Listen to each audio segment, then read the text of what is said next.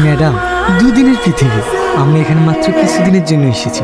তাই একজন মানুষ হয়ে যদি আর একটা মানুষের বিপদে পাশে না দাঁড়াতে পারি, তাহলে আমরা মানুষ কিসের? এই পৃথিবীর ধন সম্পদ, টাকা পয়সা কি কোনো কিছুই সঙ্গে করে নিয়ে যেতে পারবেন না। আপনি একাই এসেছেন, একাই যেতে হবে।